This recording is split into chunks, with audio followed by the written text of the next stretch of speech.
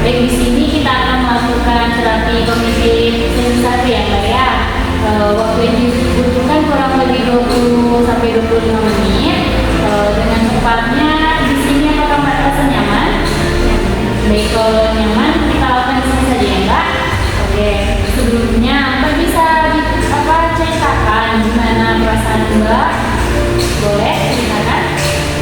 Oke. Saya datang buat menceritakan apa yang terjadi pada diri saya selama seminggu ini, merasakan tidak nyaman, trauma, ketakutan, depresi, karena saya mengalami tekanan dalam mengerjakan skripsi di perkuliahan. Saya selalu mengerjakan skripsi itu, tapi selalu saja dan pembimbing saya ini selalu menghambat jalannya skripsi saya, sehingga saya jadi malas dan jadi suka menyendiri karena melihat teman-teman saya sudah sempro, bahkan sudah senpas, jadi saya tuh merasa tertinggal dan saya juga merasa dikucilkan dan saya tuh merasa tidak ada hubungan dari manapun, baik dari teman saya, baik dari dosen pembimbing. Ya itulah, saya suka menyendiri, saya depresi, skripsi yang terhambat diri. Oke, ini sebelumnya apakah Mbak masih memiliki kedua orang tua? Ya, saya masih. Oke, masih ya Mbak. Sebelumnya Mbak kuliah itu dapat beasiswa atau dari mereka? Dari kedua orang tua saya. Dari kedua orang tua ya Mbak. Jadi gini, Mbak harus tetap semangat untuk melanjutkan skripsinya. Nggak usah berkecil hati, walaupun rekan-rekan Mbak sudah melanjutkan tahap-tahap selanjutnya ya sampai ke sentro, senhas, pasti belum ketinggalan keberhasilan bukan sebatas itu saja Mbak.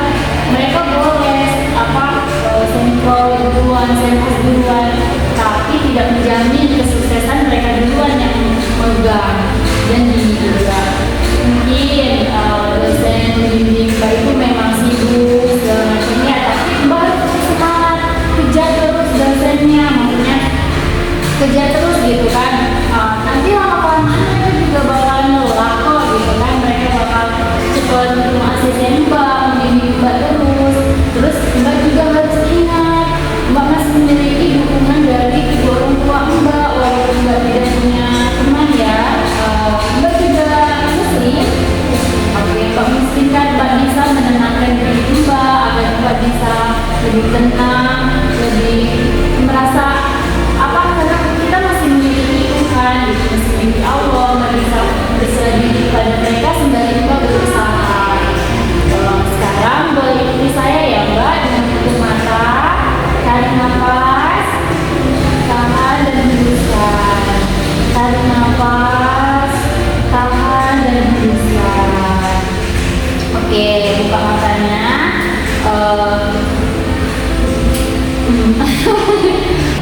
Oke, sekarang ikutin saya Mbak, tutup matanya, tarik nafas, tahan, hembuskan, tarik nafas, terus sambil hembuskan. Mbak bayangin Mbak kuliah di sini masih didukung oleh kedua orang tua Mbak. Mbak harus bersyukur masih memiliki mereka yang membiayai Mbak, jadi Mbak harus semangat. Kalau Mbak masih mengeluh waktu Mbak untuk tidak mengurus Mbak, bakal habis juga waktu Mbak. Mereka lebih banyak lagi membiayai Mbak untuk kuliah. Jadi Mbak harus ingat sama mereka sudah boleh buka kedua matanya. Kalau boleh saya tahu, Mbak memiliki hobi apa? Saya karaoke. Karaoke. Oke. Kalau Mbak merasakan penat, Mbak bosan, Mbak sedih karena Mbak lelah untuk mengurus skripsi, Mbak boleh beristirahat terlebih dahulu, menghibur diri Mbak mungkin dengan cara karaoke. Mungkin Mbak tadi bilang kebetulan sama teman-temannya, tapi Mbak memiliki teman dekat sekali. Dia LDR ya, mungkin Mbak bisa video call, jangan sekarang saya telepon, Mbak cerita dengan mereka, bercanda pula walaupun hanya melewati media. Terus Mbak bisa karaoke sendiri meluapkan rasa sedih Mbak, beristirahat, tapi setelah itu Mbak harus tetap semangat lagi, gitu ya Mbak. Oke, setelah bercerita ini bagaimana perasaan Mbak? saya sedikit lega dan merasa ada tumbuhnya semangat lagi. Oke, kalau begitu berhubung waktu kita juga sudah habis ya Mbak, mungkin kedepannya kalau misalnya Mbak merasa sedih lagi butuh teman, butuh tempat cerita, Mbak boleh hubungi saya lagi, Mbak boleh datang ke sini lagi. Nanti untuk waktunya bisa saya susun kembali untuk bertemu dengan Mbak ya. Oke, kalau begitu saya ucapkan terima kasih atas sekian banyak datang kemari. Boleh Mbak. Makasih banyak. Semangat ya Mbak.